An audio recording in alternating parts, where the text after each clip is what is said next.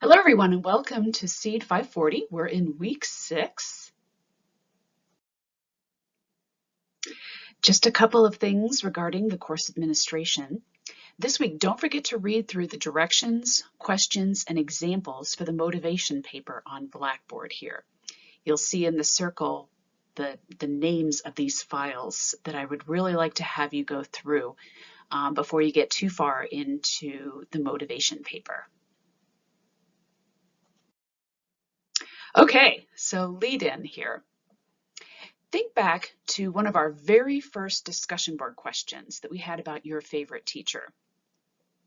And specifically right here, what do you remember about their actual classroom? Think about the classroom environment.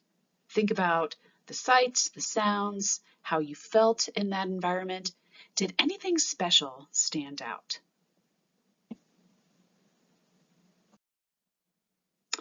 For this week's tasks, we have here the readings. We have chapter 11 in the big book, and then we have 2 separate little articles that I'd like to have you read. They're extremely practical, and I think you'll enjoy them. We have here Lent and Gilmore and then Jackson. And then in the little book, we have here 5.1, Protesting the Pledge.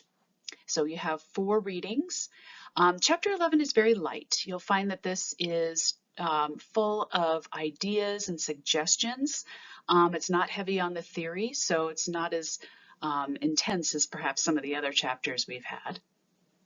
Then in the discussion board, it's going to be light this week, again, because I understand that you're going to be preparing for a lot of different things. But again, please post by Saturday and then have a response by Sunday. There'll be a quiz this week. And again, for the assignments, same as last week, meet with your theory into practice groups. Make sure you're connecting with them. Review the motivation paper PowerPoint for the instructions, the rubrics, the questions, the examples, all that, as I had mentioned before. And again, please put it in your calendars. The motivation paper is due October 11th.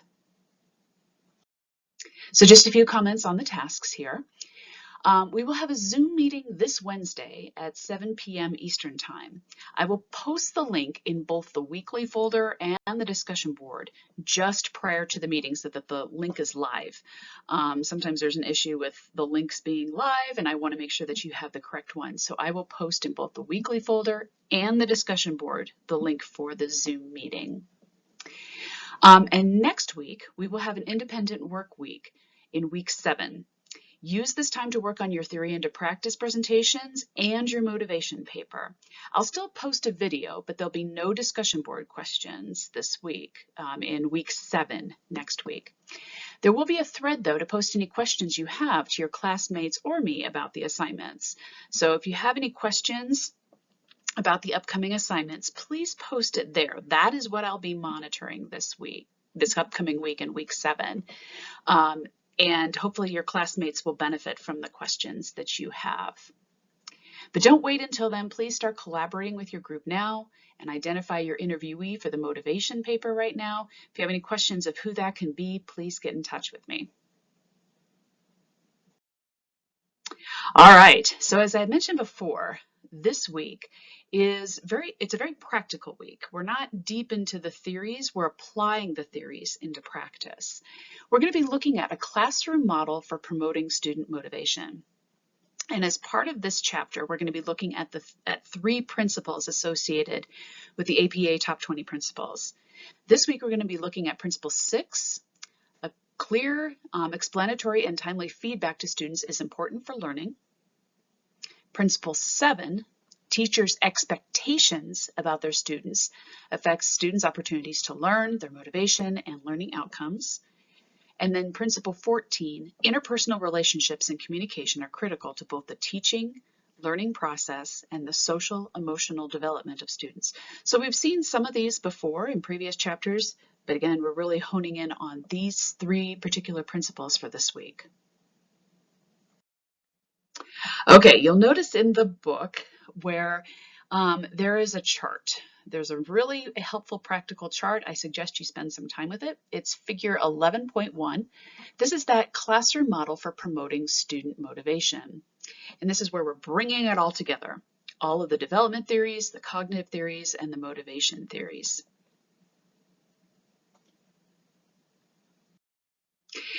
So again, just to recap, we have the development theories that you've seen before, the learning theories that you've seen before, and the motivation theories that you've seen before. We're going to be tapping in to these series as we discuss this particular model. Okay, so at the very top, you'll notice where it has mastery-focused classroom. So in the book, it says that there are 3 factors for promoting this classroom the student motivation, but they tack on this notion of mastery-focused classroom.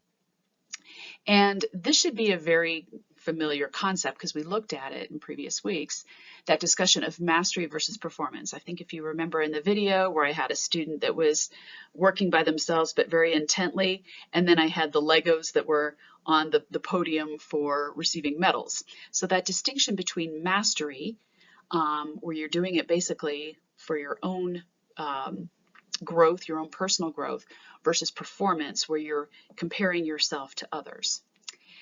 Recall then that, but then also Dweck's theory of the growth mindset. When you're reading through this section in the text, think about how you will view errors or mistakes that students make, how you will view or assess students equitably, and then also think about how you'll give praise to your students. That is going to be key. So what happens in those situations where you sense that a student is needing praise, deserving of praise? What does that mean? How do you give out that praise in your classroom? Okay, so then moving on to the 3 factors that they actually describe here within this model. The first factor that they describe is personal qualities of the teacher. And they list here 4 subcategories that are important for teachers to consider, their personal qualities within the classroom. Recall those social emotional theories and the concept of the more knowledgeable other by Vygotsky. And if you've forgotten about this, see page 61 in the text. As you're reading through this, I would like to have you reflect and to think about how you will interact with both high and low achievers in your classroom. How will you show how you care about your students in the classroom?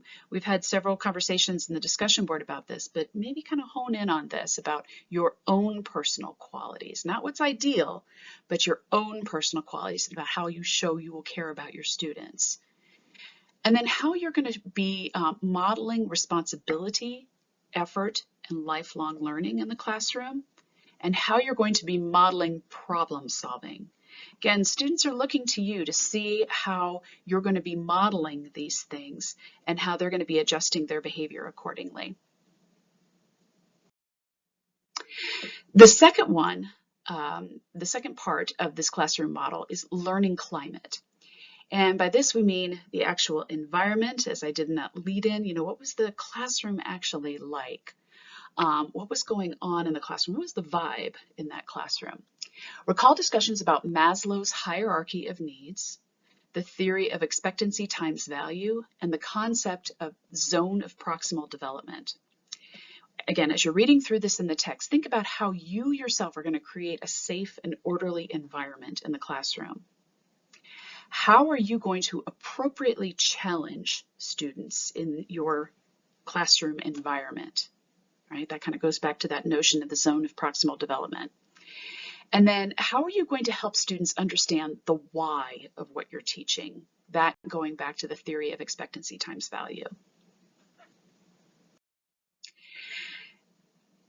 In another couple weeks, we're going to be looking at a particular part of this learning climate. We're going to be looking at classroom management in particular in week 12. So just stay tuned. That's going to be something that we're going to be exploring in a little bit more depth. The final one is instructional variables. For this one, I'd like to have you recall the discussion about the theory of expectancy times value, the social cognitive theory, and then Piaget's concept of schemas. If you recall, for Piaget's concept of schemas, it's like how are you hooking something to previous learning? And as you're reading through this section of the book, I'd like to have you think about how you're going to get students' attention or spark their interest right out of the gate. How are you going to link your content to students' lives so that it's relevant? Again, those concepts of schemas. And how are you going to maintain a high level of student engagement and involvement in their own learning? That goes back to that expectancy times value. And how are you going to promote learning with assessment? We've talked a little bit about this in the cognitive theories. So how are you going to encourage motivation through these instructional variables? As you're reading through this, there are three very, very good charts that I'd like to have you look at, or tables. We have here table 11.2, tools and techniques for providing that introductory focus. So how are you going to get their attention right out of the gate? Table 11.3, teachers' efforts to personalize topics. How are you going to make it meaningful and relevant to the students? And then finally, table 11.4, strategies for involving the students. How are you going to help them to be part of the learning process in line with that cognitive theory? And for the final section there on feedback, we're going to be looking at assessment and feedback strategies in an upcoming week, in week 13, so stay tuned for that one too.